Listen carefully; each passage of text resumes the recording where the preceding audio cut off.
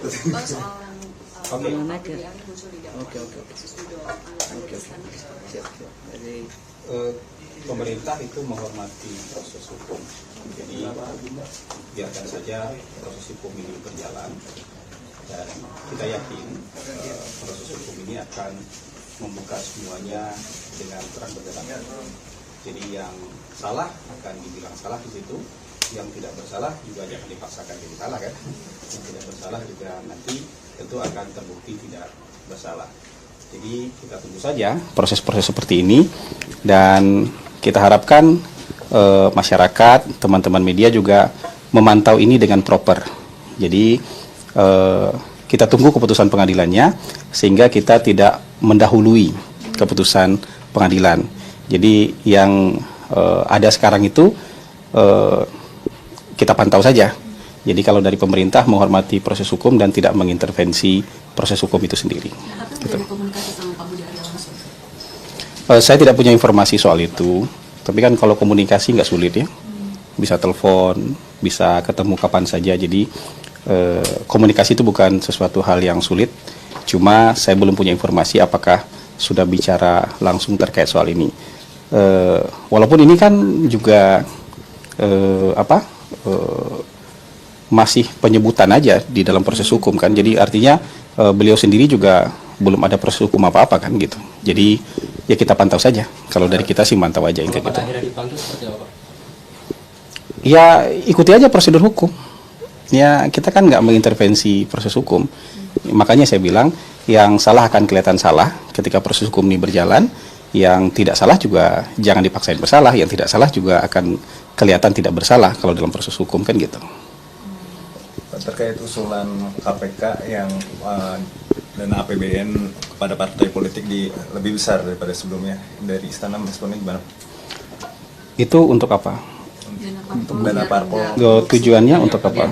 Dari APBN biar nggak ada korupsi. Menekan Oh, koruptif.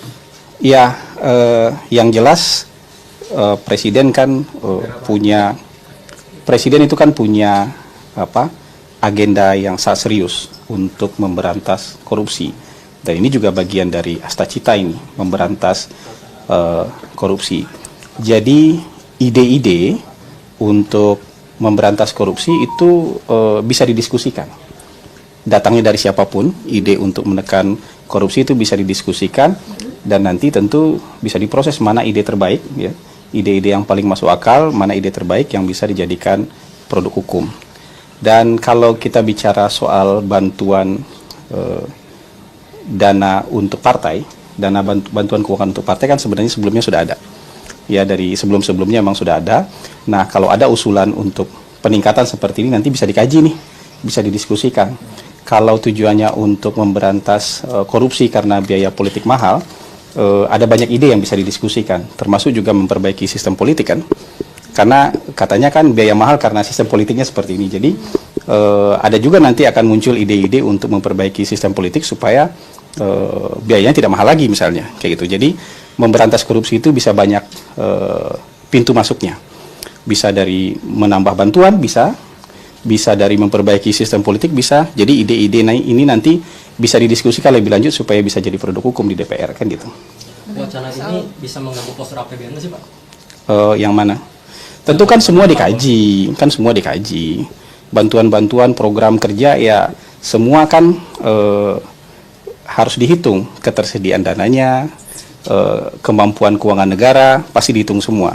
Tapi yang pada prinsipnya bahwa ide untuk memperbaiki kehidupan berbangsa dan bernegara, termasuk juga untuk menekan korupsi itu kan bisa didiskusikan. Dan datangnya dari manapun itu kan bisa saja ditampung kemudian didialektikakan nanti, dan kita akan ketemu itu mana sistem terbaik dan paling masuk akal yang bisa kita jalankan gitu. Gitu. Besok soal ada demo besar-besaran ojol, ini mungkin dari Presiden apakah ada rencana untuk berkomunikasi dengan Kemenaker atau dengan Persiapannya gimana? perusahaan? Kalau untuk berekspresi itu kan hak konstitusional warga negara. Jadi kalau teman-teman ojol mau mengekspresikan pendapat mereka, itu hak konstitusional mereka. Tentu kita menghimbau supaya tidak terganggu kebutuhan dan kepentingan masyarakat, itu kita menghimbau seperti itu. Dan tadi kita juga mendapatkan informasi dari Kementerian Perhubungan bahwa mereka sudah melakukan dialog, mereka melakukan media briefing ya untuk mengatasi ini, dan dari Kementerian Perhubungan pada prinsipnya terbuka untuk mendiskusikan harapan dan aspirasi dari teman-teman ojol ini. Hari ini kayaknya baru saja selesai itu. Barusan selesai mereka melakukan juga media briefing dengan teman-teman media. Jadi dari Kementerian Perhubungan cepat responnya. Ya, ini terjadi tidak cuma sekali dua kali ya demo ojol ini. Ini adakah perbaikan sistem gitu? Demonstrasi itu dalam negara demokrasi akan selalu ada. Orang yang ingin menyampaikan keinginannya, salah satu caranya adalah dengan seperti itu. Itu hak konstitusional yang tidak bisa kita larang. Nah, aspirasi-aspirasi ini nanti sama kementerian dan lembaga terkait itu akan diolah, dan Kementerian Perhubungan sudah kasih statement bahwa mereka terbuka untuk aspirasi-aspirasi perbaikan aturan dan segala macam itu, supaya ini semuanya baik. Jadi bisnis bisa baik, masyarakat juga bisa terlayani dengan baik, kemudian juga teman-teman ojol juga bisa hidupnya lebih baik lagi. Jadi kita cari win-win solutionnya lah. Tapi teknisnya ini ada di teman-teman Kementerian Perhubungan yang lebih banyak terkait dengan ini. Pak, soal janji presiden nggak nyapres lagi Pak, kalau kinerjanya gagal, apa indikatornya dan apa makna janji presiden tersebut Pak? Itu yang di acara Tidar. Itu yang di acara Tidar. Hari ini kan presiden mau mengajak kita semua untuk semangat bekerja. Semuanya dirangkul untuk bisa bekerja. Bekerja untuk merealisasikan janji-janji ketika masa kampanye kemarin. Ya, ada Astacita, ada 17 program prioritas, ada 8 program hasil terbaik cepat, dan sebenarnya ada lebih banyak lagi program-program yang ada dalam buku visi misi ketika kampanye. Jadi presiden mengajak kita semua nih, hari ini sama-sama, semua pendukung presiden, ayo kita kerja mewujudkan janji-janji ketika masa kampanye kemarin. Nanti soal politik itu ada waktunya. Nah, bukan sekarang waktunya mikirin politik, kira-kira presiden mau bilang kayak gitu. Dan waktu mikirin politik ada nanti waktunya. Tapi sekarang waktunya kita semua kerja nih. Buktikan dulu apa yang kita janjikan kepada masyarakat itu bisa terrealisasi, bisa terwujud. Jadi tunjukkan prestasi lah. Nah, gitu. Jadi presiden mengajak semua pendukungnya, semua anggota kabinetnya, hari ini tunjukkan prestasi dulu untuk mewujudkan janji-janji pada masa kampanye dulu. Kalau urusan politik adalah waktunya nanti, menjelang pemilu adalah urusan politik nanti waktunya, kan kira-kira begitu. Bapak izin Pak, mungkin klarifikasi penggusuran SLB Pak di Pajajaran Badung Pak, ini kan dinarasikan untuk digusur dan diganti sekolah rakyat Pak, mungkin bisa klarifikasi dari pemerintah Pak seperti apa? Sebenarnya kan pemerintah sudah berikan klarifikasi, Kementerian Sosial, pemerintah Provinsi Bandung sudah, Provinsi Jawa Barat sudah memberikan pernyataan yang tegas bahwa tidak digusur, tapi kawasan itu sedang dibangun ulang. Jadi kalau kawasan itu dibangun ulang nanti menjadi sebuah sekolah inklusif. Jadi sekolah rakyat ada di sana, SLB juga ada di sana. Sekarang SLB itu ketika masa dibangun tentu SLB itu harus dicarikan tempat yang baru untuk sementara, ingat itu sementara. Tapi memang perlu kita kawal nih teknisnya di lapangan. Pemerintah minta tempat relokasi sementara pun harus layak, harus bagus, harus bisa mendukung kegiatan anak-anak spesial ini, anak-anak berkebutuhan khusus yang bersekolah di sana. Jadi bukan tempat darurat gitu, tapi tempat yang juga layak untuk mereka bisa sekolah di sana. Jadi walaupun itu sifatnya sementara, tetap harus dengan kondisi yang layak bagi mereka. Lokasinya sudah ditentukan Pak? Lokasinya teknisnya tentu kita tanya ke pemerintah Jawa Barat nanti, lokasi mana yang mereka siapkan yang baik dan layak untuk dijadikan tempat sementara bagi adik-adik kita, siswa-siswa SLB ini untuk bisa menjalani kegiatan belajar mengajar mereka sampai kawasan ini selesai dibangun, sekolah rakyat plus SLB. Jadi nanti akan ada tidak hanya SLB di sana, tapi ada juga sekolah rakyat di situ. Berarti SLB dan sekolah rakyat ya Pak? SLB dan sekolah rakyat di lokasi yang sama, SLB dan sekolah rakyat. Pernyataan Menkes yang bilang gaji 15 juta lebih pintar daripada gaji 5 juta ini kan dianggapnya empati ya Pak. Ada tanggapan nggak? Bisa ditanyakan kepada Pak Menteri Kesehatan nanti ya, kayak gitu. Kan saya nggak bisa membahas pernyataan satu persatu ya. Bisa ditanyakan ke Pak Menteri Kesehatan nanti. Bang Hasan, PDIP tuh minta kadernya untuk menyelaraskan program dengan pusat, tapi tetap kritis untuk check and balances. Istana menanggapinya gimana? ya bagus itu ya. Jadi ada arahan untuk kepala daerah untuk menyelaraskan program pusat dengan pemerintah di daerah itu justru sangat bagus ya. Jadi kita optimis justru malah nanti akan nyambung nih program-program dari pusat dengan program-program dari daerah itu akan nyambung. Nah, kalau kritis kan ada ranahnya di DPR. Ya, maksudnya itu tuh tidak bisa kita anggap sebagai sesuatu hal yang buruk yang kritis itu. Yang kritis di mana? Di DPR kan ada kader-kader partai juga dan mereka bisa melakukan pengawasan, mereka bisa melakukan pemantauan supaya program-program yang memang dijanjikan ini bisa terlaksana sebaik mungkin. Jadi kalau pemerintah itu kan dari atas sampai ke bawah itu kompak. Tempatnya kritis itu adalah di DPR. Nah, jadi kalau yang di DPR mau kritis kan nggak apa-apa, sah-sah saja gitu. Jadi kira-kira begitulah.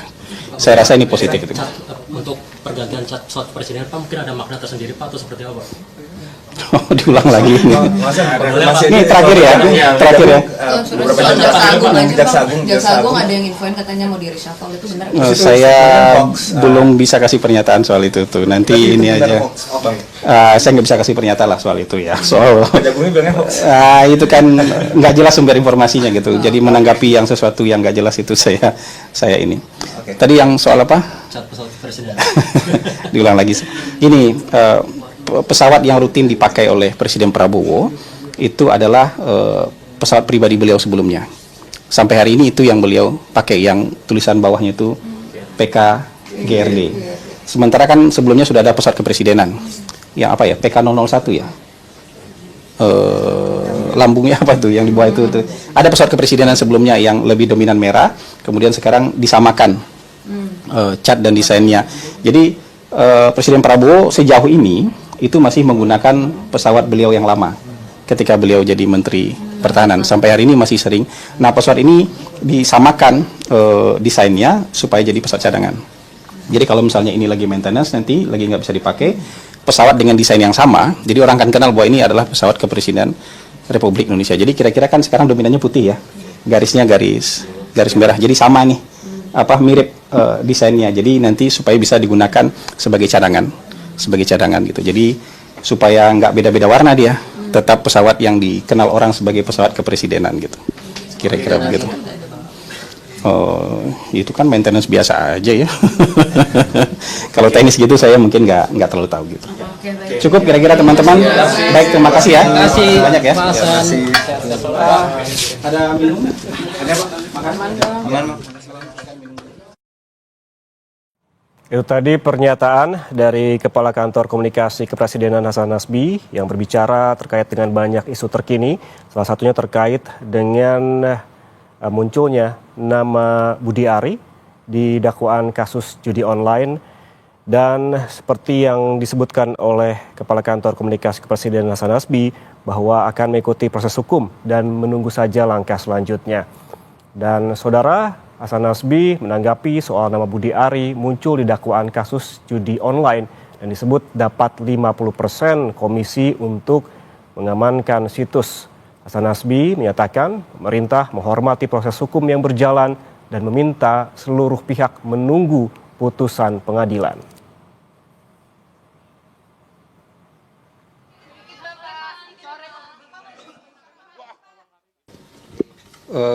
Pemerintah itu menghormati proses hukum.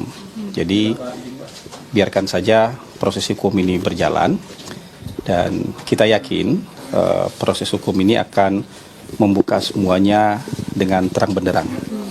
Jadi yang salah akan dibilang salah di situ, yang tidak bersalah juga jangan dipaksakan jadi salah kan. Yang tidak bersalah juga nanti tentu akan terbukti tidak bersalah. Jadi kita tunggu saja proses-proses seperti ini dan kita harapkan masyarakat, teman-teman media juga memantau ini dengan proper. Jadi kita tunggu keputusan pengadilannya sehingga kita tidak mendahului keputusan pengadilan. Jadi yang ada sekarang